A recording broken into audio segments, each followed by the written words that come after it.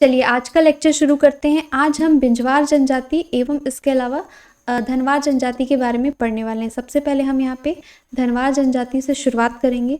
धनवार जनजाति के बारे में अगर आप सबसे पहले देखें, इनका निवास स्थल कहाँ है। इनका जो मेनली अगर आप निवास देखेंगे तो ये बिलासपुर एरिया में निवास करते हैं। तो ये चीज़ आप अच्छे से याद रखिए, कहाँ पे, बिलासपुर, ठीक है। और उसके अलावा इनका कार्य आप देखेंगे तो ये अपने कार्य के लिए ही जाने जाते हैं। धनुष बाण, ठीक है, धनुष बाण का इनके जीवन में बहुत महत्व है। ये इसकी पूजा भी करते हैं।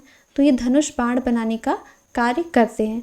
उसके अलावा इनमें क्या है कि धनुर्विद्या जो है 5 वर्ष के जब बच्चे हो जाते हैं उनको उसी टाइम से धनुष बाण चलाना सिखा दिया जाता है। इनके जीवन में धनुष बाण का काफ़ी महत्व है। उसके अलावा जो इनके जाति पंचायत प्रमुख होते हैं उनको क्या कहते हैं, धनिया। तो ये भी आपको याद रखना है, थोड़ा फनी है लेकिन आपको ये सारी चीज़ें धनवार जनजाति के बारे में याद रखना है। ये भी क्या है, अलग से पारा बना करके रहते हैं जहाँ जिसको कि धनवार पारा के नाम से जाना जाता है। उसके बाद नेक्स्ट हम यहाँ पर बिंजवार जनजाति के बारे में देखने वाले हैं। बिंजवार जनजाति का जो मेनली निवास स्थान है, ठीक है, पहले तो इसका नाम कैसे पड़ा है ये देख लेते हैं। ये जो बिंजवार जनजाति है इनका निवास स्थान मेनली विंध्य पर्वत में रहने के कारण इनका नाम बिंजवार पड़ा है। तो ये जो विंध्य है, ठीक है, विंध्य, तो उससे ही ये बिंजवार शब्द निकला है, विंध्य बिंज। तो ये भी आप याद रखिएगा। इस जनजाति के एक बहुत ही महत्वपूर्ण व्यक्ति हैं जिनके बारे में हम पढ़ते हैं, शहीद वीर नारायण सिंह, ठीक है। ये छत्तीसगढ़ के स्वतंत्रता संग्राम के पहले शहीद कहे जाते हैं।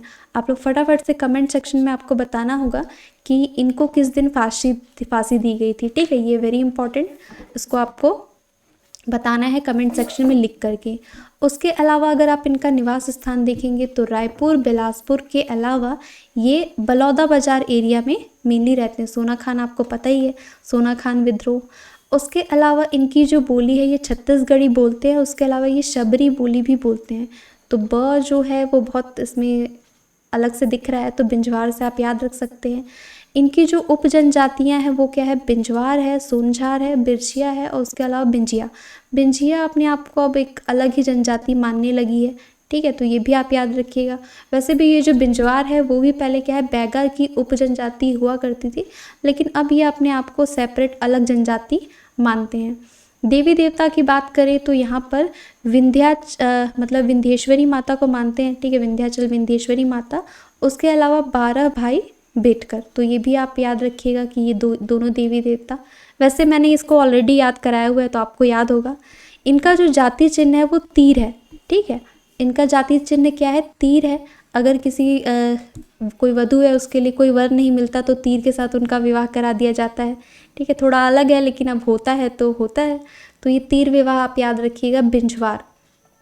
उसके अलावा इनके विवाह में 4 चरण होते हैं। कौन कौन से 4 चरण होते हैं, सबके में लगभग जनरली यही होता है, मंगनी सगाई, ठीक है। उसके बाद फिर क्या करते हैं, फलदान, फलदान के बाद फिर यहाँ पे बिहाव, ठीक है, यानी कि विवाह हो गया। उसके बाद क्या है, भेजेंगे तो वो होगा गौना।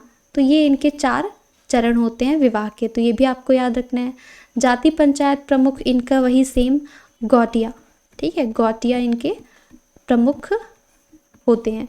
तो ये सारी बातें आपको धनवार और बिंजवार दोनों जनजाति के बारे में याद रखनी है। अब उसके बाद यहाँ पर जो क्वेश्चन ऑफ द डे है इसको मैंने ऑलरेडी लिखा हुआ है।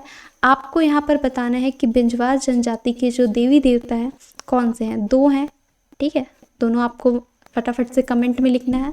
उसके अलावा जो धनवार जनजाति है उनका पारंपरिक कार्य क्या है, तो उसको आप कमेंट में लिखिएगा, ठीक है। धन्यवाद। अब हम नेक्स्ट जो वीडियो आएगा उसमें हम प्रधान जनजाति, उसके अलावा भरिया जनजाति के बारे में पढ़ेंगे। धन्यवाद आप सभी को।